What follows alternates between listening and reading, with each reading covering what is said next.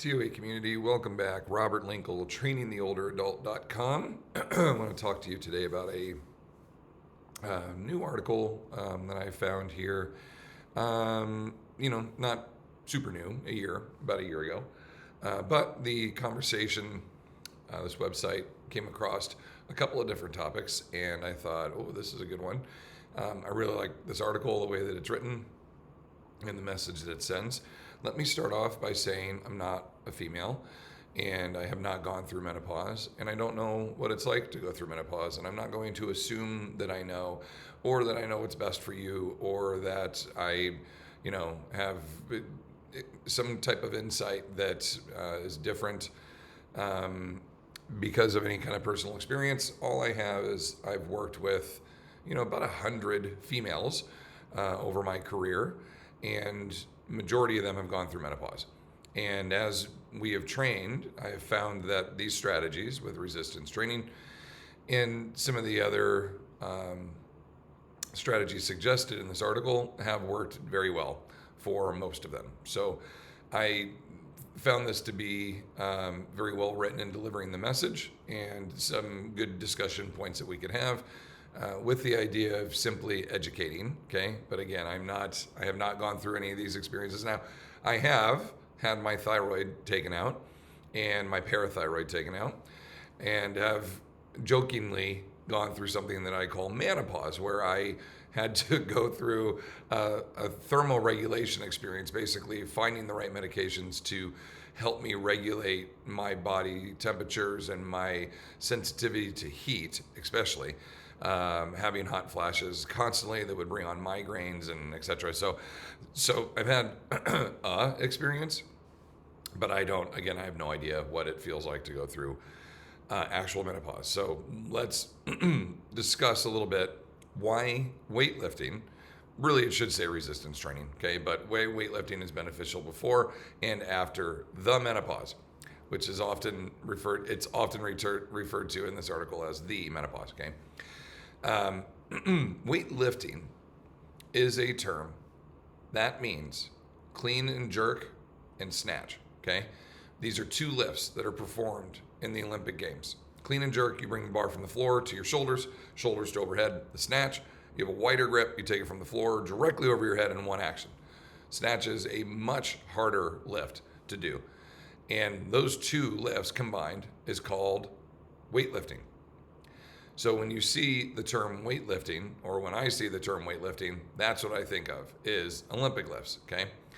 Now, that's not what they're referring to in here. They're referring to resistance training, meaning just moving weights around. So just to be clear, as you go through this, we're not suggesting that you join an Olympic weightlifting team. You can, but that's not necessarily what we're discussing, okay?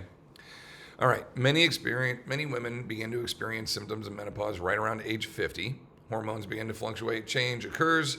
Women start to experience a range of symptoms, including hot flashes, joint pain, low mood, and dryness. The menopause also can be accompanied by a range of physical changes too, including the loss of muscle mass, bone density, and a slow metabolism. Okay. Fortunately, regular exercise, specifically weightlifting, resistance training, can mitigate these changes somewhat and improve overall health and well-being. Here are just a few ways weightlifting, resistance training can benefit women going through menopause. Okay, the first one is increasing your bone density, 100%. This is going to be a demand on the female body starting in your 30s if you're not resistance training. Ladies, you are 3 times more likely to get bone density issues, osteopenia, early onset of bone softening, bone starting to degenerate due to lack of demand. Demand meaning you're not placing enough demand on the body. And then after 50, that increases to 5 to 1 in some studies. So you're really at a big risk now of going from osteopenic, early onset of osteoporosis, to full-blown osteoporosis, which is very, very brittle bone. So you have a couple of options. Option number 1, start resistance training. Make sure your protein intake is high enough, and make sure you're getting enough vitamins and minerals in your body to help your bones maintain their density. Carrying weight is always a great way to do this. So if you could wear a vest or wear a rucksack, a backpack when you go out for walks on a regular basis, called rucking, that would be a great way to help maintain your bone density, especially through your torso and your lower extremities, okay? Upper body, you're going to need to do some resistance training along with the rucking. Rucking is not enough and will require a couple of days in the weight room, okay, where you are going to lift weights, and we'll talk about that a little bit more. But this is going to give you a really good opportunity to either maintain a healthy bone density that you have, again, starting in your 30s, hopefully, and or just simply slow or stop the loss of bone density as you age. The other option is to start taking medications, which I do not recommend. The research that I've read on this is that the medications, and I won't say any of the names, but there are medications out there that will basically coat your bone in a hard density. So you pass your bone density score test. Yep, bones are harder. But what's happened is the creation of bone from the inside out basically is ceased because this medication you're taking now just adheres to the bone. Basically, I'm generalizing very much so, but basically you stop creating a lot of your own bone and the medicine starts to just harden your bone on the outside. So the bones become rather hollow. And yes, they're hard to the touch right on the top, but if you hit them hard enough, instead of having a shear or a crack, they just shatter, okay? And that's with about 45% of the people that take the medication. The other 50% or more, their bone density gets worse. So not only does it not have a great success rate, even if it is successful, it's really not giving you the ultimate goal of healthy bones. It's basically just falsifying the score by showing the hard outside of the bone, okay? Which again is not great, but I encourage you, high protein, lift weights, okay? And by weights, I mean resistance training. Trying to stick with terminologies here so we know, all right? Talk about the brittle bone, osteoporosis, osteopenia, etc. Health spine, especially around the hips, okay? The femoral head, the femoral neck, etc. at your hips and your acetabular socket, the socket where your femoral head, your femur connects into your body.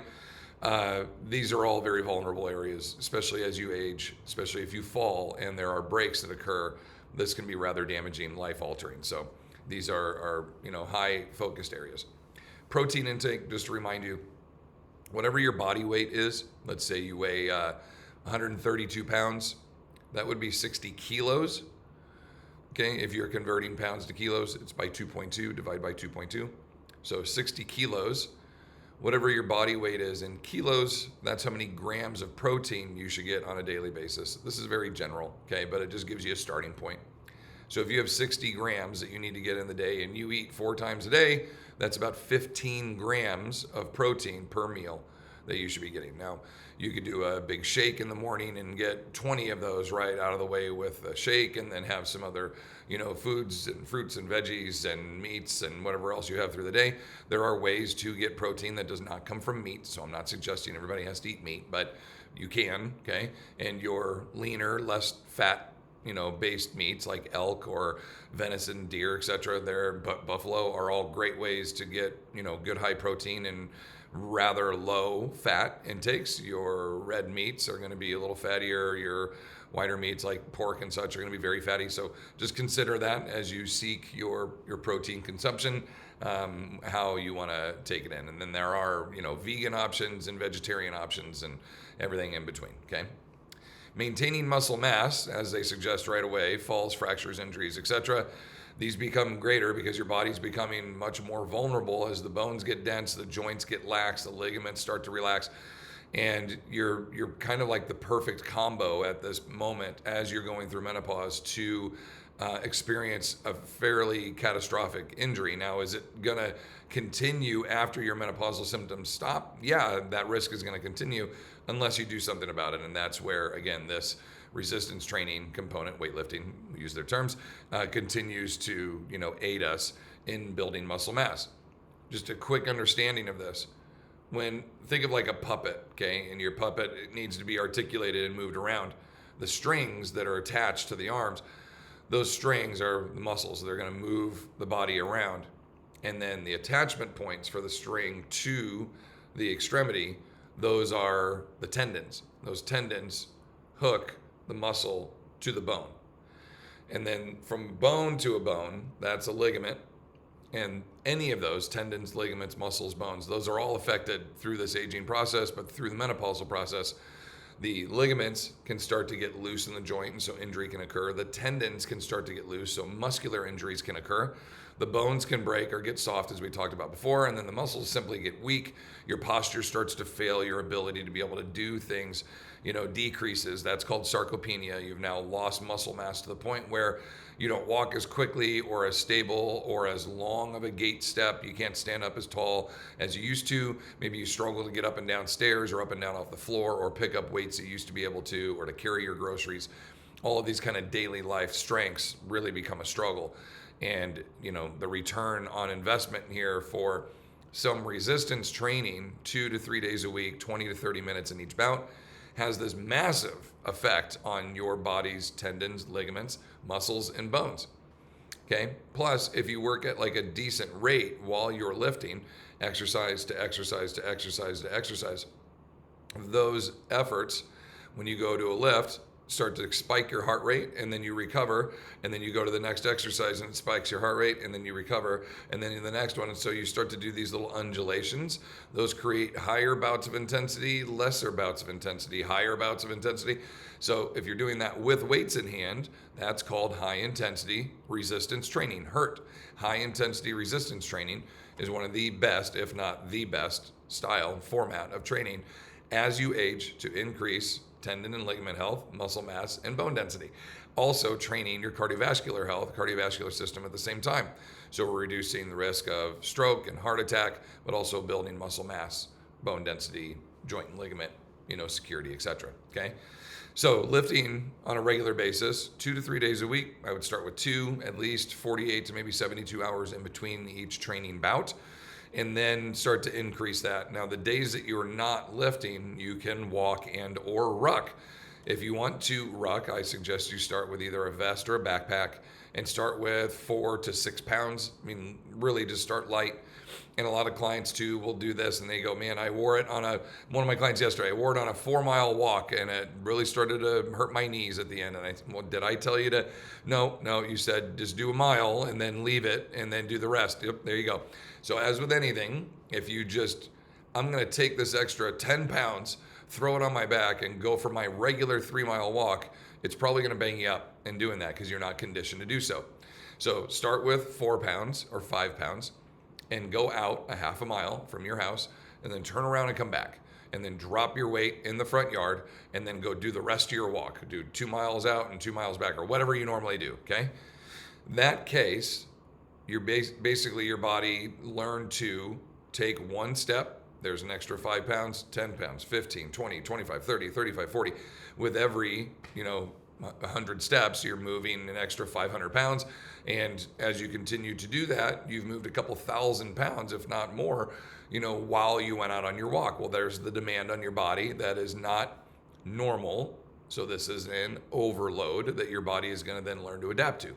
It'll learn to adapt by getting better conditioned, increasing bone density, increasing muscle mass, etc. Okay. Now this is a small scale, but this is good. Gradually start to build that up, wearing your vest or your ruck on longer distances on your walk. Okay, do a couple of weeks, then do a mile away and a mile back and drop it off, and then do a mile and a half and a mile and a half. And then eventually you just wear it on your 2 miles out and your 2 miles back, and you wear it from that point on every time you go for a walk. A lot of my clients, they just hang their vest, right next to the door. They go to get ready, they throw their vest on, and off they go. And they look like a tank top. Like it's not a metal military, bulletproof looking vest. Like it just looks like a black or, dark gray tank top that you put on and zip up and cinch it and away you go. Now, if you're going to go longer than about an hour, I suggest a rucksack. I think that's a better way to go because you can get some hip belts and hip supports and, do your work from there. Okay. Boosting your metabolism for sure. This is going to be a significant change to the body in that when you create these spikes, like we talked about, these undulations in the resistance training bouts, your body is going to have this hopefully positive hormonal response. Now, again, going through menopause, that could be very difficult, very challenging. You might be overly warm, overly stimulated, you might incur a headache or feel extra dehydrated or other aches and pains and joints. Your body's going to have to get used to this. You're going through this process, and all the research suggests the more you just stick to your guns and just keep doing this consistently, your body will start to adapt. Now, through the menopausal process, and again, I'm not diagnosing anything or telling you what to do, I'm just suggesting that a lot of women will go through hormonal replacement. And this is going to be estrogen, testosterone, combinations, progesterone. There's a whole bunch of them. Leave that to your doctors, right, to decide. Point is you're going to start to have some, additional hormones given to you to help you through this process. And it's, from what I've read and the research in this, and granted, my wife is going through a very similar process with this. Granted, she just turned 40, but has been accelerated into this due to some health concerns. So we've been researching this quite a bit and trying to understand exactly what she's going to go through with this experience and such. So been putting a little extra effort into understanding this and knowing this on purpose so I can assist her, but also help all of you at the same time. Okay. So the hormones they will give you will help with thermoregulation, with your body's aches and pains, and just feeling more normal, quote unquote, more consistent, and in some cases better than you would normally feel. Okay. Better than you would normally feel, which is awesome. And in some cases too, as you start to go through this process and get everything kind of leveled, like what amounts of hormones you need for each, you'll find like a pretty comfortable combination of all that makes you just feel really good and great, and you're recovering from your workouts well. Little bits of testosterone in this are showing like significant improvements and helping with that thermoregulation, but also with the body's ability to recover and rebuild and get ready for the next training session, really. And that whole process, really helps your body go through this daily cycle of purging any, toxins or antioxidants that need any toxins that need to come out of your body. Your body's going through this natural kind of cleansing process. Exercise helps that as well. So when we're talking about boosting your metabolism, basically that's assisting in this whole process. As you challenge your body and start to increase your body's demand on how hard it can push in the weight room, its internal systems are being challenged and being strengthened as well. And that's going to help you boost your metabolism in a sense to, fight off disease and, any flu or anything that comes your way. It's going to assist your body in boosting the immunities and its body's ability to fight off any demands that start to come at it, is my point.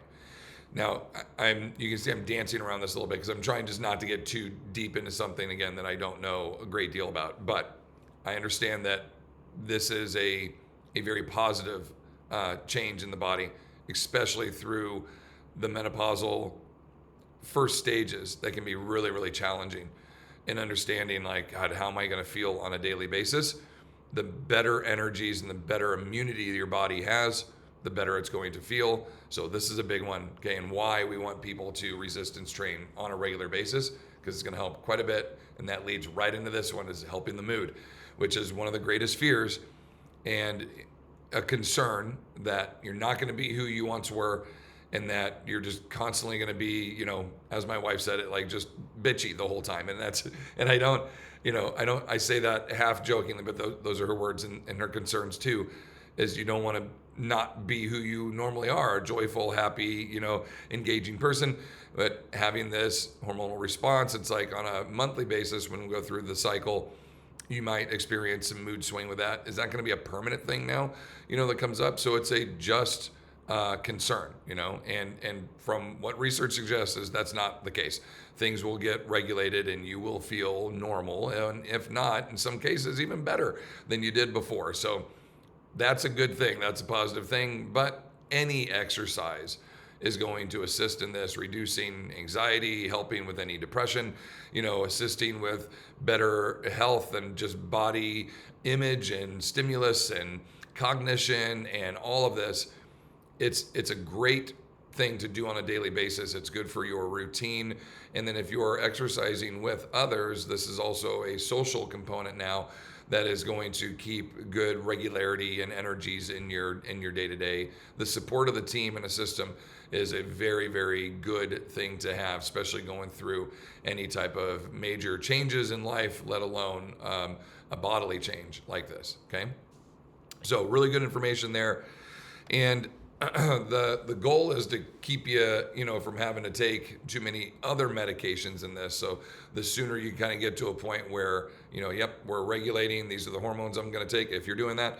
And, here's what I use now and what I do now, along with any supplements that you want. Like, you want to find a point where your body goes, this is my normal. And this could take, months to years to find all that. I have the right supplements, I have the right minerals and vitamins, I have the right food intake, the right protein, my regular workout routine, my regular cardio routine, my social engagements and my cognitive stimulus and my engagement with people. Like, I've got a pretty good system dialed in here. Now we're good to move forward with life, hopefully, and feeling really good and positive about yourself, and that things are going to go, well moving forward. All right, so how to get started. Working with a qualified trainer is always a great way to go. Okay, you can find people with your Google searches, your 5-star reviews, that kind of thing. Putting out a social media post is always good too. Hey, I live in this zip code. Can anybody suggest a trainer who's worked with women going through menopause, or works with aging bodies, etc.? Look for somebody that has or carries some type of expertise or some additional focus on education in this department. I think that would be very beneficial, and go from there. Recommendations from others is always, in my opinion, the best way to go, because anybody can make themselves look great on the internet or in an ad. But when you have, hey, I'm looking for someone, and 6, 7, 8, 9, 10 people are all recommending the same person, now we're on to something. Okay, this area is now, this person's known for this in this area. And when you're getting referrals based on other individuals who currently go there, that's the way to go. Not, well, this guy had a great social media ad, or this lady says she's worked with over 1,000 clients. I told you when I started this that I've worked with about 100 women. That's in 24 years of training. Okay, 100 people is not a lot in 24 years. I mean, I could see 5 people a year and 5 new people a year, and after 20 years I got my 100 people, right? So it's not a ton of people, because I've had the opportunities to work with these folks, and we worked together for a long time, years, decades even. I still have 7 of my original clients from 2004 still working with me today. 20 years we're coming up on our celebration of time together. That's a long time. I've been with these individuals longer than I've been with my wife of 16 years. These folks have known me and worked with me even longer than I've been with her. So there's a long commitment and long lasting connections that you can get from people here. That's who I want to get my referrals from. Hey, you've been with your trainer for 20 years, they must be doing a good job, or else you wouldn't be sticking around and continuing to pay them. Focus on proper form, 100%. Especially in this point in life, we don't want to take any major risks, bad posture, bad, improper techniques, and then you experience some kind of injury to boot on top of your body already going through all these changes. Man, I threw out my back because I'm trying to set some crazy PR personal record in the deadlift. Just learn how to do the lifts well. Can you do machines and start there? Absolutely. Just the point is start to move weight around, which is why they use the term weightlifting. Resistant machines, free weights, and anything in between, move external load, make sure it's challenging. Start with compound exercises. Compound means multiple joints. So elbows, shoulders, wrists. When I do a curl to an overhead press, that's a compound movement. When I bench press, that's a compound movement. If I do bicep curls, that's not a compound movement. It's just one joint basically at a time. That's an auxiliary based lift. So auxiliary lifts aren't bad to do. You just want to start with your compound movement. Start with your bigger squats, deadlifts, lunges, step ups, rows, pushes, presses, pull downs, etc. Start with bigger muscles and multi-muscle joints and muscular engagements. And then as you start to tire, you can get more specific into the smaller muscles, because we want nice arms and biceps and triceps and forearms. I get that. We want all that. And I'm a fan of that. Just start with your bigger ones so your best energies go there. And then progress gradually. Progressive overload. That is the term, progressive overload, which means, okay, I can do 5s. 7s are pretty challenging, but then you start to use them more. Okay, not so challenging. Now my progressive overload, I've progressed to this. It's no longer an overload. I'm now used to it. It's just load. So I need to go grab the 10s now. Oh, I progressed to this overload. This is challenging. I get stronger, I get stronger, I get stronger. It's no longer an overload. It's simply load. I go to 12.5s, and that's how you continue to get stronger.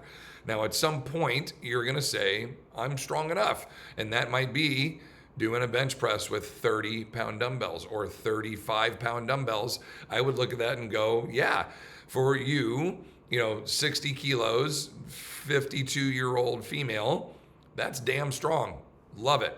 Keep that strength, keep training. Let's keep finding ways to make this challenging and different for you. But do we have to pursue 40s, 45s, 50s? Do we just have to keep climbing? No. We've got you to a point where you're pretty damn strong. Let's keep that strength.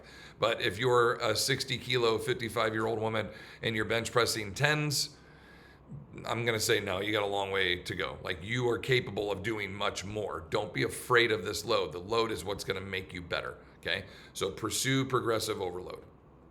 Weightlifting can have many benefits, and doing it consistently may help you maintain good physical and mental health, not only before and after the menopause, but as you get older too. Just be sure to consult your healthcare provider before starting any new exercise program, especially if you have pre-existing health conditions or concerns. 100%. So, really good article. I really liked this, and I believe the message that is being sent. We don't have an author on here. Boy, did I trim that off? I think I did this in the last one too. I trimmed away the author's name. So let me find that here really quick. Make sure I give credit. Okay, our author is Adeline Redwood Brown from Nottingham Trent University, and Jennifer Wilson from the University of Derby, D-E-R-B-Y, Derby. Okay, so good article, ladies. I like it. I love it. I want some more of it. This is excellent. You can check out the conversation there. I will put the link to this article in the comment section down below, or excuse me, in the description down below. And if you have any questions, anything that I can do my best to help you with, please comment below. I will be happy to do so. And if this message, if this video, can help or assist anyone in your life, please feel free to share it. Please subscribe, ring the bell, make sure you don't miss any of the content that we put out. We really appreciate it. And we look forward to seeing you in the next video. Comments, questions, let me know. If not, continue to fight your good fight against sarcopenia, and we'll see you in the next video. Take care.